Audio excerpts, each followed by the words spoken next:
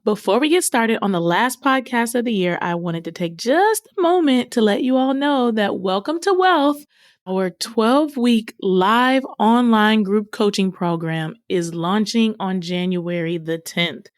And I just wanted to tell you a little bit about why this is a dope way to make some money moves. So in my other offerings, I don't get to do much teaching. I'm more or less giving you the answers to the test. But Welcome to Wealth is about learning how to fish. Each week will feature a discussion on a particular topic along with the action items to help you build a custom financial plan for yourself. You can check out all the different topics on the website. Now, I believe community-based learning provides accountability and encourages real change because you get to see others work through their stuff and then you realize I'm not alone in this journey. There is truly strength in numbers. So it's 12 weeks in a row that you will have thinking about your finances consistently, which is key. And you will have a certified financial planner, me, right alongside you. We meet Monday nights and there's optional office hours on Sunday afternoons to make sure that you get all of your questions answered. Lastly, we're using a pay with integrity model, which allows you to pay based on what you can afford right now, because I'm passionate about providing people with access to professional financial advice. So if this sounds dope, check out the website. Doors are open for this offering only until January the 3rd because we're getting started on January the 10th. Hope to see you there. Welcome to the Worth Listening podcast, where we focus on having positive and productive conversations around money. I'm your host, Lauren, a 4-time Olympian and certified financial planner.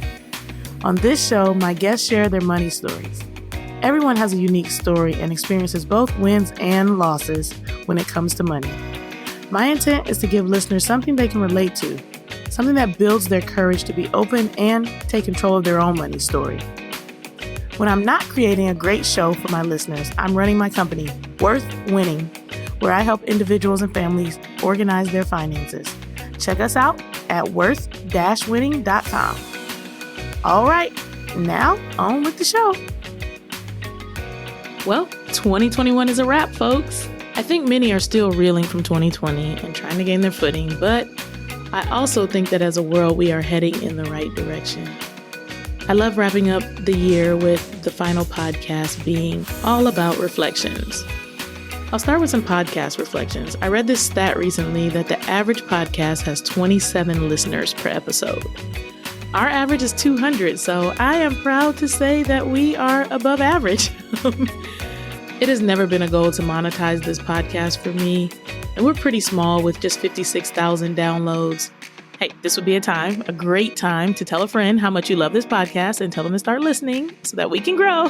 But no, seriously, it has been a joy and a pleasure bringing the podcast to you. And I am definitely spending some of the last few weeks of the year thinking about how to continue to bring great content to you all. So if you're a regular listener, you know that I have a company called Worth Winning, which is why the podcast is called Worth Listening. So I figured as we go through a year in review on a podcast that is a money podcast where we talk about money stuff, I would start with sharing a little bit about the business year in review. So Worth Winning had gross revenues of $136,000 this year. So some listeners already may be jaw dropped and wondering like, woo, Lauren is over there balling. But that is what the business made. One thing that slips people's minds is that businesses have expenses. As consumers, we are price sensitive and we focus on what's leaving our pocket, which is prudent, but we can't forget that there's not just a person on the other end of the purchase, but also a business. So as an example, we spent $50,000 on just hired help. So that is not including softwares and all the other things. And I don't want this to be a big, long podcast about business expenses, but you can see how that diminishes right out of the gate, $136,000. And then we have to cover, other expenses associated with being a financial planning company. For years, the hours that I have put into building Worth Winning were uncompensated. And my current wage is a far cry from the back pay that is owed to me, in addition to a proper wage that is due to someone with my level of experience and expertise. And this is by no means a pity party. I just think that we glamorize entrepreneurship and we should be better about sharing more transparently. I actually think that I'm unemployable and I could think of nothing that I'd rather do less than go work for like a big firm who would most definitely pay me more than my business is earning right now without the responsibility or the business expenses related to it. And so you probably are also wondering that if, all these expenses exist, like how do you sustain yourself personally, Lauryn? And so that is through speaking engagements and student loan consultations with a company called Student Loan Planner. However, Worth Winning is growing quite nicely now. And one thing I intend to change in 2022 is putting myself last. As a business owner, you do it because you can see the potential of what you're building. You know what you are building. And if you can just keep the faith and work your butt off, something really cool is going to happen. I think every entrepreneur has known and felt that feeling of putting themselves last. But I have finally reached a point of realizing that as this business continues to grow, that it is now time for me to start earning in line with the effort that I have put in over the last 5 years.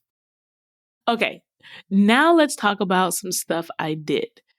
It was a pretty busy year, to say the least.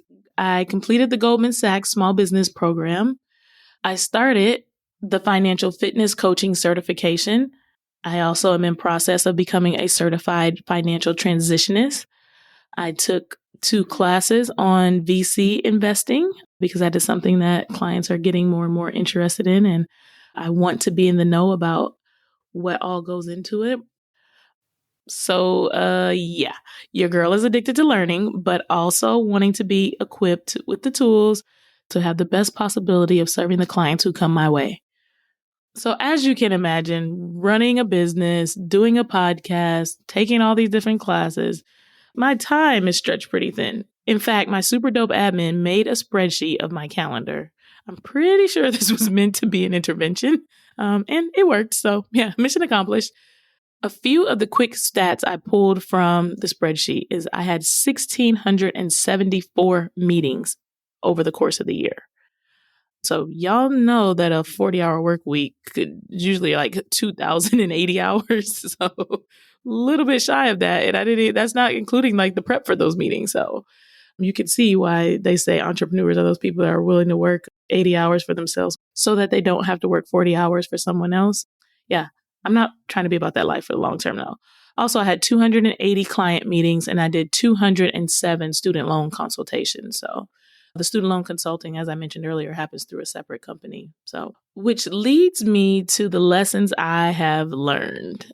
Number 1, I find myself overwhelmed, but I have no one to blame but myself. I've gotten trapped in the entrepreneurial grind. And to be frank, grinding indefinitely is not the goal. Being busy is not the goal. It eventually causes you to drop some balls and you will be less effective at something.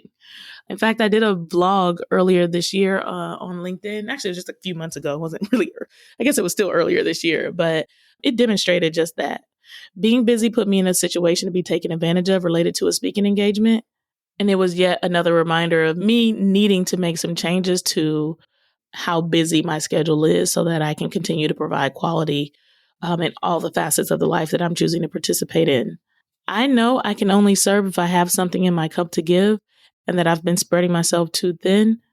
But you got to take some baby steps. So I am still learning what normal capacity is for me right now. All I know is that I've been over capacity for quite a while. I just know at this point that I need to be doing less and I'm going to be spending some time working on my calendar, with the goal of work smarter, not harder in 2022. So I'm getting rid of the grind as the meme that I resonate with and going with do less and create a larger impact by doing less. I would say my second big lesson learned in 2022 is this idea that when you're given a big vision, it's hard realizing that you don't have to have all the skills and the talents to bring that vision to life. Now, that does not mean that it is not supposed to be you in the driver's seat of that vision. So for years, I have been putting off hosting a financial retreat, despite it being something I said I wanted to do from day one in my company. I was worried about the things I was lacking instead of just getting started. I have passion and knowledge and expertise and a really awesome team that is not afraid to go on the journey of just figuring it out, which has been a game changer for me. And so I'm proud to say that I did it, guys. I hosted my first financial retreat and it was amazing. Literally the most rewarding thing I've done since I've been in the industry. The impact the community created, The real change that happened in just 3 days, unbelievable. Never again do I want to allow what I don't have to slow me down. Going forward, I plan to be intentional about focusing on what I do have and continuing to move forward, especially when it comes to being obedient with what God has called me to do. And I feel that retreat specifically was something that he was like, hey, this is what you're supposed to be doing. This is what you're supposed to be doing. And I'm like, get off me, leave me alone, leave me alone. The goal was to inspire someone else on their journey, and I did that. Was it perfect? Absolutely not. But it is a work in progress, and it had an impact despite its imperfection. So, with that said, if you want to gather your friends for a financial retreat, hit me up, or you can join one of the retreats that we have coming in 2022. Just check out the website. But it is happening. We are not stopping. Can't stop, won't stop. We are bringing financial planning to people in new, awesome, out-of-the-box ways. All right, let's transition to talking about some goals. So we did a little business review. We talked about, my busy life and all the stuff that I did, the lessons learned. I think now is a good time to transition into what are the goals going forward. So I'd like to start with the podcast goal. So first, I want to say thank you for choosing to invest your time listening to this particular podcast. As a listener, I could really use your help knowing what direction to take the podcast going forward. Is it too long? Is it too short? Did you enjoy the Know Better, Do Better series with myself and Chloe? Do you want more interviews of people sharing their money story? Or do you want something completely different? What questions am I not asking? This podcast is for you, and it would bring me great joy to create content that you can't wait to listen to. So goal number 1 is to do a bang up job at this podcast next year. Maybe even double the downloads. I think that would be a cool goal as well. My second goal, and this is really probably my first goal, but I wanted to share about the podcast first, is to prioritize my health and wellness. My younger sister had a stroke in September, and it scared the living daylights out of me, to the point where just a few weeks ago, I was having stroke-like symptoms. So far, all the tests seem to indicate that I'm just stressed, and that diet and exercise should get me back on track. And of course, being less stressed, which means dealing with that calendar issue I mentioned above. But I'm definitely ready to start setting boundaries and making time to move and nourish myself properly, because I realize that if I'm not here, I can't help anybody. Goal number 3 has to do with Spanish. So I don't know how much I've talked about this on the podcast, but I have started and stopped way too much over the years. And it has been a goal. Actually, it was a goal to learn Spanish by 30. Well, now it's a goal to learn Spanish by 40. So I've spent a lot of time in Spanish speaking countries. I've just never been consistent enough to really become fluent. This summer, while I was in Colombia, I met this guy who made this year all about getting himself over the hump. And he was like serious, real deal, putting in the time and the effort. It was pretty much work and Spanish. That was all he was doing for this year. And it really motivated me, why not really focus one bit of time? A year sounds like a long time, but if you really, really focus on something for just 1 year, it would be much better than probably been 20 years at this point of me off and on, off and on. So I'd really, really love to be able to kind of make that my main hobby going forward. And I think being fluent by 40 is a realistic goal. No, I'm not 40 in 12 months. I think it's more like 21 months, but neither here nor there. Fluent by 40 is now the goal. So if you want to practice with me, or if you have any tips or tricks for how you learn to speak another language, even better, bonus points if it's Spanish, please do share. Goal number 4 is to do more volunteering. I really love giving my time. I love, interacting with others in a way that is meaningful and impactful. I think it helps me keep perspective, in addition to, like I said, continuing to be intentional about sharing the gifts that I have. And I don't want to get away from that. So COVID kind of threw me off a little bit from my regular volunteer schedule. And I just can't let this get on the back burner to the point where I look up and I'm like, when was the last time I volunteered? So I would love to do more volunteering in 2022. And last but not least in the goal section is I really want to make sure that I'm operating in a way that is in alignment with my God-given assignment. And to do that, I think I need to get over my fear of sales. I have recently started working with some business coaches, and one of them articulated so well the way that we should be thinking about sales. It is this idea that you truly believe that sales is an act of love. And I was like, I think that is so dope because I really do want to help people.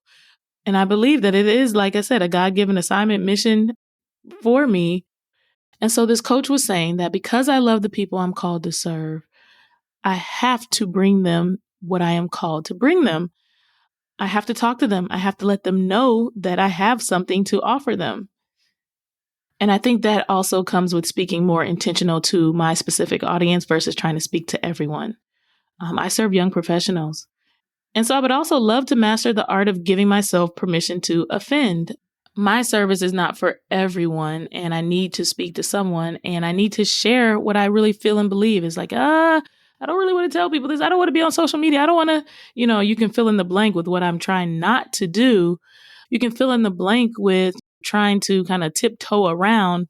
Whereas if I really share what I believe is in my heart and what is the good, credible information that is necessary, that people will be drawn to that. There will be a particular audience that is drawn to it, that will believe in me as the person who is supposed to serve them. And I need to just start standing in my truth regardless of how uncomfortable others may be. I think the result will be that I'm super duper happy about a program that is full in January and that I have a community where I'm super intentional and I've created a way for people to connect within my community. And I've been intentional about what works for us. I'm not doing what everybody else is doing. So really leaning into that and kind of getting the confidence to not be hiding and hoping that to help people.